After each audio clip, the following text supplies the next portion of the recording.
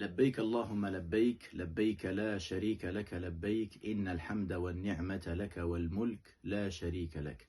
Vous avez très souvent entendu cette formule et vous allez avoir l'honneur et le privilège de la répéter. La talbiya.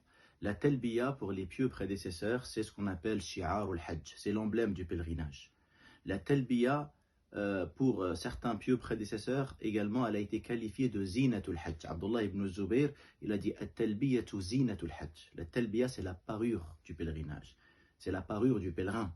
Le pèlerin ne va pas s'embellir par le parfum ou par les beaux vêtements, mais il va s'embellir par cette talbiya.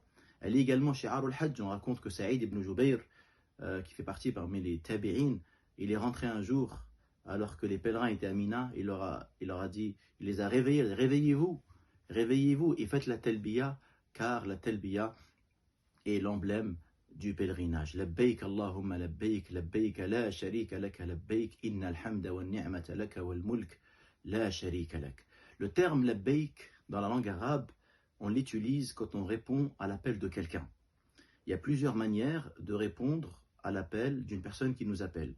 Donc les Arabes, quand ils étaient appelés, soit ils disaient na'am, ou soit ils disaient ajabtu.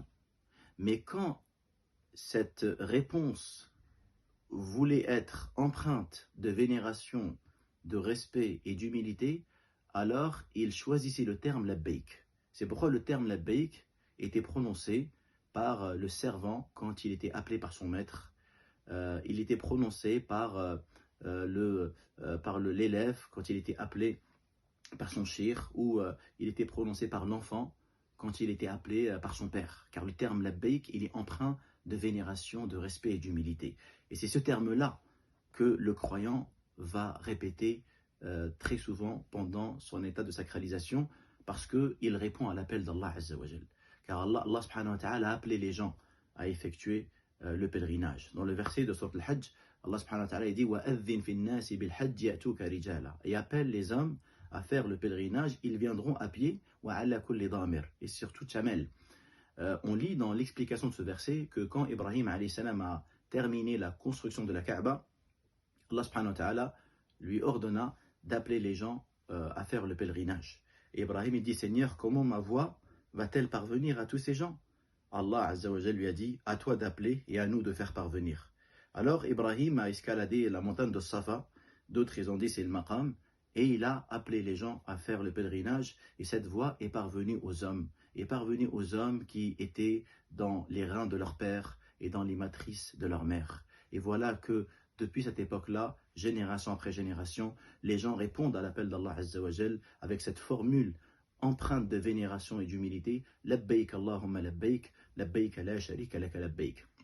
Cette talbiya, elle déclare l'unicité d'Allah Azza wa Jal, qui est, comme vous le savez, la vérité la plus importante. C'est l'obligation la plus prioritaire, c'est le fait de unifier Allah Azza wa Jal.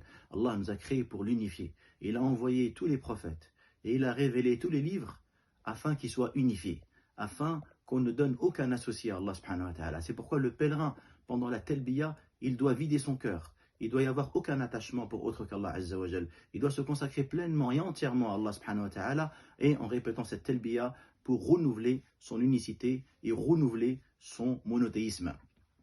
Et elle a énormément de mérite, cette talbiya. Dans les hadiths, il est dit qu'à chaque fois que tu fais la talbiya, toute chose qui t'entend autour de toi, que ce soit un arbre ou une pierre, ils vont participer avec toi à la talbiya. Les sahaba, radiyallahu anhum, faisaient la talbiya jusqu'à élever leur voix, jusqu'à qu'ils n'avaient plus de voix, comme cela a été rapporté dans certains athars. Et il convient donc aux pèlerins de profiter de cette faveur qu'Allah Azza wa Jalla lui a donnée pour remplir son temps de la talbiya. Il est regrettable de voir que certains pèlerins, peut-être qu'on pourrait même compter le nombre de talbiya qu'il dit, tellement elles sont minimes. Alors que, comme les ulama le rappellent, le meilleur dhikr que le pèlerin pourrait dire durant son ihram, c'est la talbiya.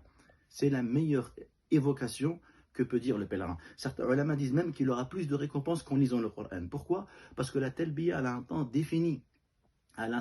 Et parfois, المفضول قد يكون أفضل من الفاضل. Parfois, l'action qui a moins de mérite, elle peut devenir meilleure que celle qui a plus de mérite lorsqu'elle est accomplie pendant un temps bien précis. Et c'est le cas de la talbiya. Labbaik Allahumma labbaik. Labbaik la sharika laka labbaik.